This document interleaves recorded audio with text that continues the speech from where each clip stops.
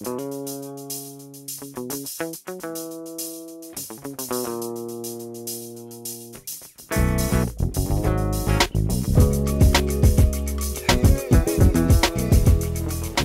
mes amis, il y a des moments quand même où on est très très bien. J'ai connu des moments plus pénibles dans ma vie. Je suis toujours à Fitou. Et je me rends compte, plus j'avance dans mon périple, plus ce terroir est fantastique. Et plus il y a des jeunes loups qui en veulent, qui font de très bonnes choses. Et ben là, en parlant de jeunes loups, je suis avec un jeune loup, Laurent Ménadier, chant des sœurs. Non, non, pas devant tout le monde quand même. Comment ça va? Ça va très bien.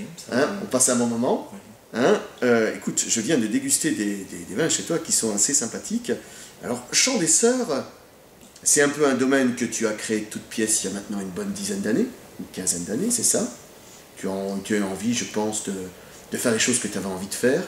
Tu m'as dit, j'ai voulu retrouver les gestes de vigneron. Qu'est-ce que tu as voulu me dire par là?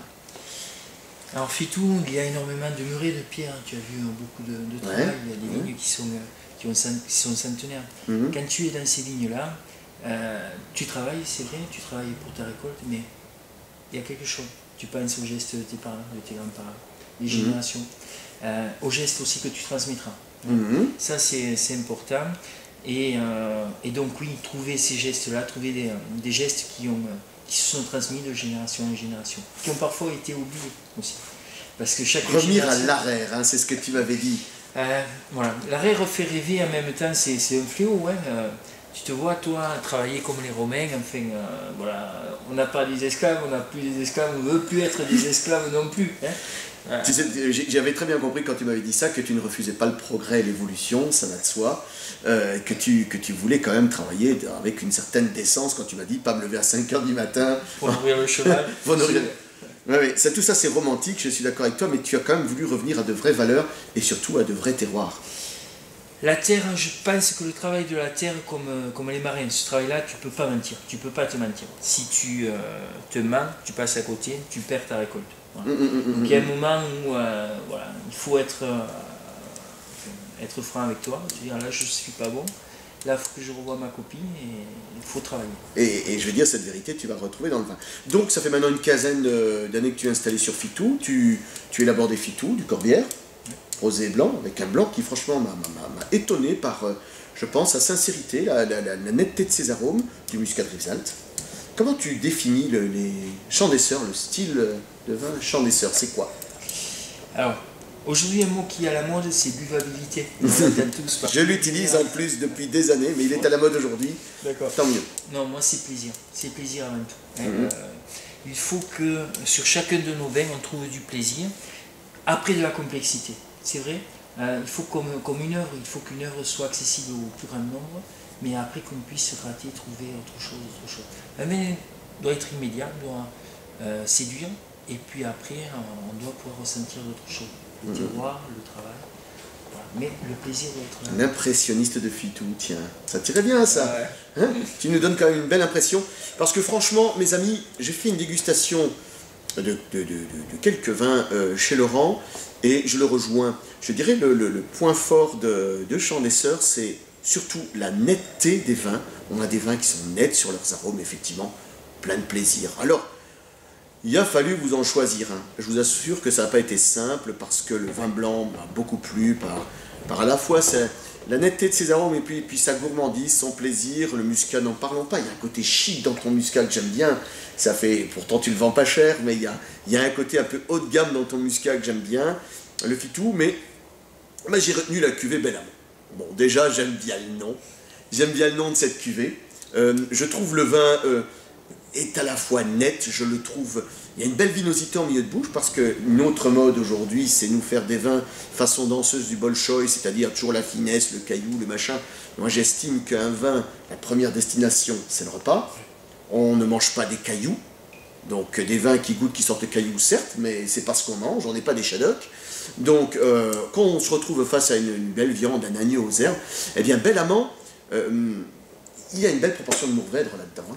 Oui, on se retrouve avec en général le Mourvèdre qui est à hauteur de 30% sur cette vigne. Donc Carignan, Grenache et Mourvèdre, les 3 cépages qui se côtoient. Que tu travailles en plus proprement, on est allé dans ta vigne, on a retrouvé donc un sol bien travaillé, un joli palissage, avec une vigne qui est à côté de la garrigue, il n'y a que ça qui pousse, somme toute. Hein.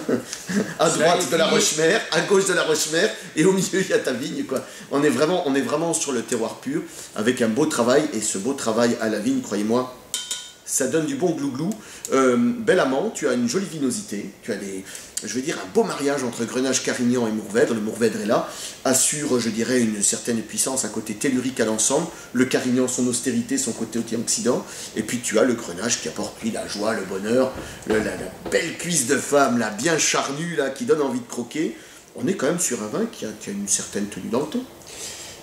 Oui, ce sont des vins qui se garderont sans trop de problèmes une dizaine d'années, hein, là il n'y a pas de problème.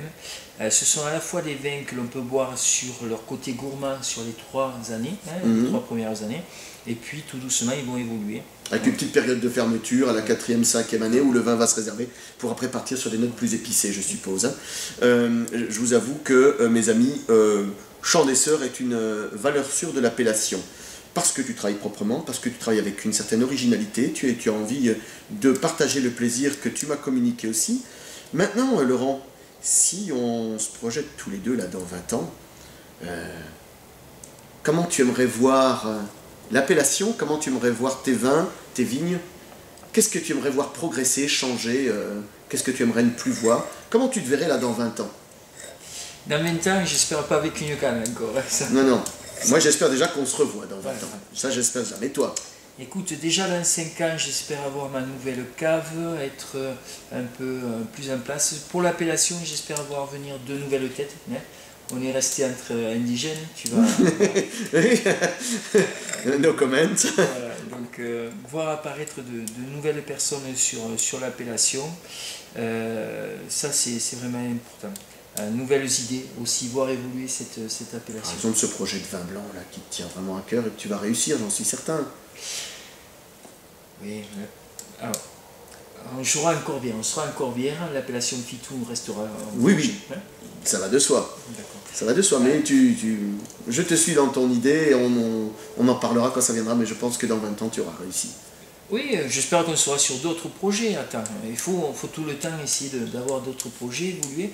Ça, ce sera, j'espère, validé et acquis depuis quelques années. Et on sera, je le souhaite en tout cas, en train de trouver d'autres voies, essayer de gratter, trouver... Ouais. Toujours en conservant la typicité, hein, l'authenticité, les valeurs de la terre, voilà, de travail, entre autres, mais en cherchant à innover, trouver d'autres voies. Ça me semble essentiel. L'évolution plus que la révolution. La révolution tourne en rond. Oui, effectivement, je comprends bien. Écoute, on a passé un bon moment. Oui. Bon, il n'y a qu'une chose pour conclure. Elle est pas belle la vie? Elle est pas belle la vie. Ah tiens, à la tienne. À la tienne. Mes amis, à bientôt. Très bientôt.